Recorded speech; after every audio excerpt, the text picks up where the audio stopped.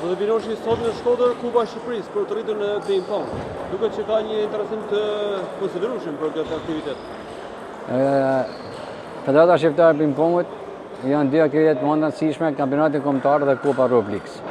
Sot në Kupën e Rubrix e bëmë në Shkodër dhe në kuadrin e Shkodër qytetit e sportit evropian, që deri në fund të vitit të ketë aktivitete sportive në shërbim të këtij aktiviteti. Në Shkodër marrin pjesë 10 ekipe meshkujsh dhe 4 femrash. Relativisht, ashtu si thonë ju, është një pjesëmarrje e kënaqshme. Ka edhe ekipe që nuk janë paraqitur, por janë të mjaftueshme për të dalin ekipin më i mirë. Shohim edhe moshë të ndryshme. Do tregon që pasioni për këtë sport vazhdon të jetë i madh tek njerëzit? Të them vetëm diçka ka ndryshuar. Në para shumë viteve, si gjithmonë sportistat e kanë lënë sportin 35, edhe sot janë të lirë që të luajnë sport, të bëjnë sport. Sporti i ping-pongut është sport për shëndetin, është sport për të gjithë. Kështu që dyert janë të hapura me çfarë do ekipit, sot kanë shoqata të ndryshme, janë të lirë të marrin pjesë. Dhe është gjë e bukur për mendimin tim. Rivaliteti mes cilëve ekipe është më i madh? Kupën e Rubrix, rivaliteti më të madh ka Tirana me Teutën dhe Elbasanin, edhe Beratja. Janë 4 ekipe që janë pararoje ping-pongut në Shqipëri.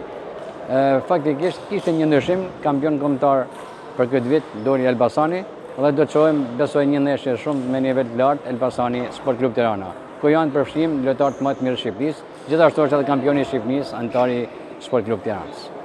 Po shohim edhe një pjesëmarrje konsiderueshme nga ekipi vllaznis, si për meshkuj ashtu edhe për femra. Por ngjallet traditë e këtij sporti në Shkodër?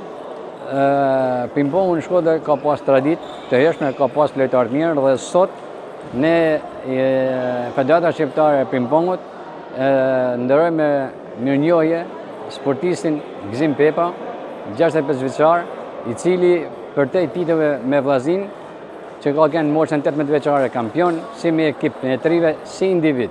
Gjithashtu, ai ka qenë i organizuar edhe me ekipin e Elbasanit, ku ka dalë kampion dhe Kupë Rubriket, ka marrë pjesë Spartakiat që ka marrë medaljen e arit, dhe e mbylli karrierën sportive po me vllaznin 2003-shin, ku është shpall ekipi i vllaznis kampion Shqipërisë.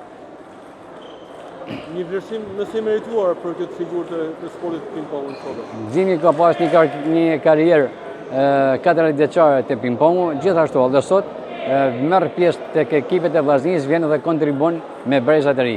Pa i ndihmon, siç i po vet, janë vajzat shumë të reja, pavarësisht se mosha e djemve, ashtu si thotë ju, ka variant moshet, por kanë nivel, i arrin afër brezit të ri. Rëndësishme që ka interes dhe po shtohet numri i sportistëve që marrin pjesë në ping-pong? Po tjetër që po, ne them drejtën jam pak jo mirë me rrjetet sociale, por do të bëjmë një sallë model.